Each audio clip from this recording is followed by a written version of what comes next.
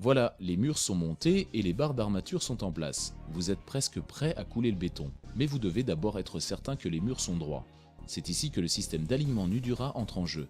Le système est proposé en ensemble de 20 rails d'alignement, étais avec platine de fixation, support d'échafaudage et de rambarde.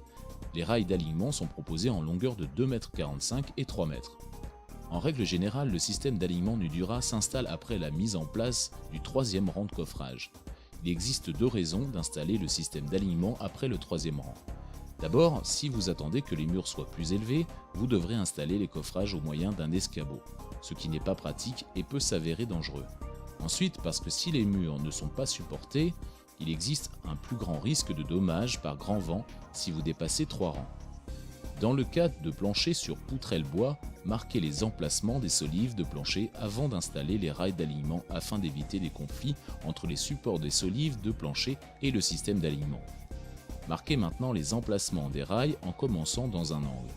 Placez un rail à 3 entretoises de l'angle dans une direction et à 4 entretoises de l'angle dans l'autre. Nous vous en expliquerons la raison dans un instant. Nudura vous recommande d'installer des rails d'alignement tous les 1,80 m le long de l'intérieur de chaque mur et de chaque côté de toutes les portes et fenêtres. Positionnez chaque rail d'alignement sur la marque de coupe la plus proche de l'entretoise. Fixez maintenant le haut du rail dans l'entretoise à l'aide d'une vis à tête hexagonale numéro 10. À noter que la vis est insérée dans le haut de la fente. C'est également le cas des autres vis, à l'exception de la vis du premier rang qui est installée dans le bas de la fente.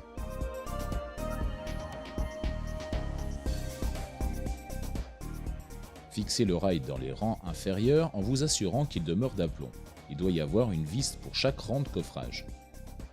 Clavetez l'étai réglable sur le rail et ancrez la platine de fixation au sol. Installez le support d'échafaudage et les rambardes. Pour couler le béton facilement, positionnez l'échafaudage de telle manière que le haut du dernier coffrage atteigne la cage thoracique de l'installateur. Une fois tous les étais en place, installez les planches de l'échafaudage et fixez-les au support. Vous comprenez maintenant le pourquoi du positionnement des étais d'angle. Les planches de l'échafaudage sont aboutées dans l'angle sans chevauchement. Vous devrez peut-être installer des rambardes selon la hauteur de travail et les risques de danger. Veuillez à vous conformer à la réglementation de sécurité en vigueur.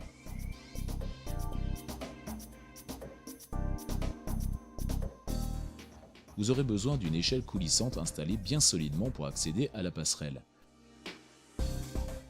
Placez les rangs suivants et fixez-les aux rails d'alignement au fur et à mesure. Après avoir mis en place le dernier rang, installez une corde autour du périmètre intérieur des murs, maintenu dans les angles par des tasseaux de 1 par 3.